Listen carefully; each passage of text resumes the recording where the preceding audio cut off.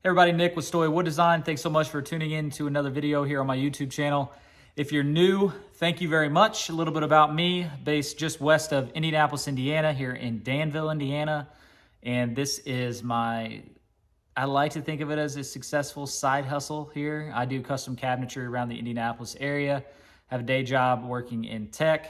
And so this has been a passion of mine for going on a little over 6.5 years now. Started out in a 2.5 car garage making odds and ends from tables, coffee tables, cutting boards, anything that I could really get my hands on, and have really grown this into a thriving little workshop here where we focus on custom cabinetry and living room built-ins. And so about 7 months ago, I posted a video showing the shop and my plans for it. And this is really 7 months later, future state, the investments we've made, the things I've done, such as getting it climate controlled, and just give you an update on what it looks like. It's really different, in my opinion. Made some adjustment, made some tweaks, took some feedback from some viewers on my last video, really specific to the paint booth over there. You guys are some honest folks and you give some great critique, so appreciate that. So just want to give you a quick update, walk around and talk to you about the tools, the setup, things we're working on. Personal note, we are about to welcome our second child, Spencer, here in about 2.5, 3 weeks, and I'm going to be kind of taking a pause a little bit on taking on woodworking projects for a few months just till we get acclimated with having 2 kids in the house, taking some leave with my wife, so it's going to be great. But during that time, hopefully can pick up a couple little projects for us. Just completed the built-ins for our living room and tried to record that, so I will post that as well. And I'll throw a little picture here because I'm pretty darn proud of it. And used all the equipment out here to build that, but just want to show you around. And I appreciate you tuning in. If you have any questions, please throw them in the comments. I'm happy to answer, and I hope you enjoy, so stay with me. All right, so before we walk in, I have to preface that this is not completed. Still a work in progress, but super happy so far. And here is the shop. As I mentioned, it is now fully insulated in the ceiling. Had to put up ceiling panel. My neighbors helped me out with that over a course of a week. Then we blew in insulation. But it's great, and we've got it climate controlled. This side of the shop, definitely have to do some cleanup. Got a drum sander under those moving blankets. I'm not sure what I'm gonna do with. This was my old dust collection system that I showed you guys in the first video. I've since had to upgrade and installed the new system about a week ago, so we'll talk through that. The other big investment here, before you saw I had the PEX run for the radiant heat, but did not have it installed. And I picked up this full in-floor radiant heat system from Menards. So pretty much just comes ready assemble, already tested, and you just need to buy some PEX fittings, run some electrical and hook it up. So that has been amazing. It's currently set at 67 on the floor, and in the air it's about 63. So great working conditions. Wear a shirt, get a little sweat going. You can take off your sweatshirt and you'll be good to go. But so here it is. Here's the setup and the flow of the shop. We'll walk through it. Here's a built-in project we're working on right now. I should add, I've got my neighbor Brent now helping me part-time, and it has been such a game changer. Super thankful for him supporting me and helping out, and he's really getting the woodworking bug, so happy for him. He's starting to pick up some additional tools, and so super happy for him, but so glad to have him in the shop. But we'll kind of start here up front. So when you come in the door over here, this is going to be our main assembly table. All my tools are in that cabinet right there. I hope to make some updates there, but cut that top on the workbench on the CNC. So helps with any face frames we're doing or clamping any boards down when we're using the Lamello. But this is really primarily where we do all our work. And I've got my computer there where I do all my CNC programming, things of that nature. But would love to move some tools over there when I remake the miter saw bench, and we'll get to that. I think I said that 7 months ago and I still haven't, so there we go, off to a good start. So yeah, this is primarily we do our sanding, all our assembly, we do our staging over here as we get further along. But since I picked up the Shop Saber, really changed the way I build built-ins, leveraging the Shop Saber with a Lamello. Also, I paint everything flat before I put it together. The only exception is base cabinets, because I use UV pre-finished plywood and edge band. And so It's been great though. And so I've got this cart here, just cut the parts on the CNC. We'll get them on the cart, move them over here to edge band, sand, and then we assemble. And so this is a couple base cabinets that we're working on right now. And those are the upper built-ins that have been painted along with the doors over there. So working on that project now, and wish me luck because I've got a 24-foot built-in I need to complete in about 2.5, 3 weeks before the new baby shows up. So I'll take any help I can get. But here is the heart of the shop and where we spend most of our time. And so if you remember last time, my table saw was faced this direction towards the back of the shop. And the main reason we really switched this all around, and I'm so happy we did it, is because we made the upgrade to the Oneida Duscarilla Pro. It's the 5 horsepower, and worked with them to lay out the ducting for the shop. Got that up about a week and a half ago, and it has been a game changer. I'm not gonna say that the CNC is perfect by any means, still get some chip blowout. Thinking about maybe adding in a pipe up top where it Y's right there, if you can see it, and then over here on the wall putting in like a floor sweep. And so that might be something I add at a later date, but yeah, this is it. And so tried to keep everything open so we can walk around. I felt really cramped before I did this, but really like the flow here. Got the saw stop. This was a 52-inch saw.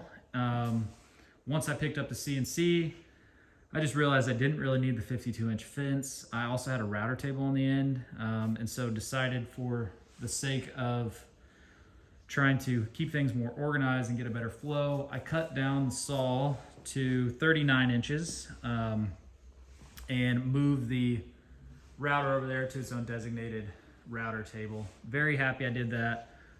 Like I said, just really lets you get around all my tools better. And so here it is. This is the biggest single investment I've made for woodworking since I started 6 years ago. This is the Shop Saver RC8 4x8 machine. This is their entry-level machine, and I've been so happy with it. I say entry-level, but this was a huge investment for me and my wife, and hopefully it's going to pay dividends. It has been a game changer for built-ins. We're hoping to expand out and do some other things, but really did some upgrades here. So we added the phenolic top, which is underneath that MDF spoil board. We added a 10 position automatic tool changer here. They're not all filled up right now, and sorry for the wire in the back. Also, to do that, we had to upgrade to a 5 horsepower spindle. And then we've got the vacuum table. The RC8, which was at the top end of my budget, did not come with pop-up pins. And so that was a project I did myself. Saw a couple great YouTube videos and added my own pop-up pins. And so if anyone has questions or wants to learn more about that, save yourself a couple $1,000s. I think to go up to the next unit, it was a 10 grand difference if I wanted pop-up pins, and I was not prepared to do that. And so for about $200 and 3-4 hours worth of work, I've got alignment pop-up pins now. So this machine came with V-Carve Pro, free, well, included in the price. Started out trying to build built-ins with V-Carve Pro, and it took forever, and made the investment to purchase Mosaic. So I'm paying for that on a monthly basis. Definitely a cost I wasn't expecting, but something I needed. So if anyone's not familiar with Mosaic, it is pretty much the best CNC cabinet software you can get. There's got to be over 100 different cabinets in there. Just plug and play, you drop them in, adjust your widths, and the machine cuts everything out for you. So 20-inch Grizzly helical head planer, miter saw station. This is something that really needs some love. Something I want to focus on while I'm on leave is to move all my woodworking tools and power tools that were over at that black cabinet up front over here to the miter saw station. Going to completely redo this, add in a nice fence with a stop block to make it easier for repeated cuts. But this has really just become a catch-all right now. So hope to work on that soon. Here is the Oneida 5 horsepower Duscarilla Pro. This thing is crazy. I tried to skirt by with the Harbor Freight dust collector. Thought, hey, I'll run some PVC on the walls. It'll do the job on the CNC and everything else. And boy, was I wrong. I feel like after every cabinet job we spent, had to be a half hour cleaning up wood chips off the ground. And so decided it was time, and it has been a game changer. Definitely investment. As I mentioned, I worked with Oneida on the ductwork. They will lay it all out for you. You send them a picture of your shop, the approximate locations, and they design the system for you and give you all the parts that you need. And so are you paying a little bit of a premium? Probably, but you get what you pay for. They use fantastic materials. Everything is top notch. Packaging, instructions, everything. So purchase that with my own money. Actually have a video of the assembly, the installation, and I captured the numbers, the CFM rating that was going to all my tools with the Harbor Freight machine dust collector before I took it out, and plan to post a video where I walk through the drastic differences. And so this thing is awesome. It's got a HEPA filter. It's got that red sensor over there. It lets me know when the bin's full, but something I needed and put off for way too long. And so here's the solid stop router table with the new base. Had to get a bigger base and a bigger top to support that over here. Laguna 8-inch helical head joiner. I know this is a later model now, but does the trick for me.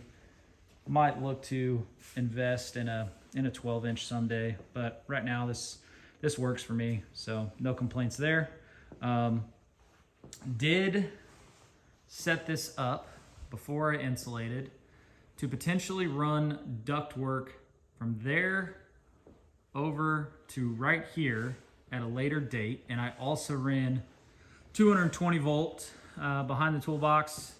Don't have it hooked into the panel, but I've got the cable run with the goal of eventually having an edge banding machine over here. Right now we are using that fantastic iron to edge band all of our base cabinets, but would eventually like to make the upgrade to an edge banding machine. Not this year, but hope to have one there at some point in the future to really help with built-ins, cranking out cabinets, things of that nature. Over here we got all the material storage. Plan on really trying to focus on this area here soon. I've got some Bora, what we call wall, supports for lumber. Thinking about hanging them vertical instead of horizontal, and using them as like dividers and have my wood standing up like it is now, but a little bit more organized.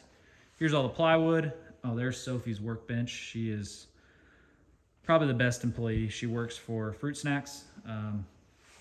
Really enjoy having her out here now it's climate controlled, and just try to be a little bit careful when she's out here, making sure we're not running any big equipment and it's more like sanding or assembly, but she loves being out here. Oh, here's an entry bench I worked on for the wife. Need to finish that and get it in the house, but use V-Carve Pro to throw in some engraving. That is 8/4 saw and white oak, and need to get that done and in the house, but tried to pour some epoxy for the first time, black epoxy. Think it turned out really well. And here's some more plywood over here. So definitely need to work on some additional storage, but as I mentioned, I don't typically do 24-foot built-ins. I'm not gonna lie, I'm a little nervous about how large this is gonna be. I've got a 7 by 16-foot enclosed trailer, and I think it's definitely gonna be 2 days worth of install, getting the base cabinets there and then getting the upper sections over there at a later date. But so here's the paint booth. I know I should have put something down on the floor. I'm eating my words now, but really happy that I made the investment, lofted this for additional space for all the junk that I needed to find a home for. And in the last video, I know it's not finished, but there was a door frame out here. It was about 3 or 4 foot wide, and everyone in the comments said, why do you have a door there? You should make it bigger, a double door. And you were right, so I ripped out the wall. Thank you so much. It has already saved me tenfold. In that box right there is a giant roll-up garage door that I just haven't got to. But here's the painting room. I've got 2 auxiliary fans here with filters to catch any dust coming from the CNC. I've got a box fan here with a couple filters that I throw up in front of the window and create a nice little cross breeze to get the fumes out and get the dust out. But as you can see, still get quite a bit of overspray on the floor. I'm debating if I try to clean it up and throw some cardboard down, or if I just accept the fact that it's a paint room and I need to move on with my life. So behind the paint room here, really the primary reason I lofted this area was for this room specifically, and the paint booth was an added area.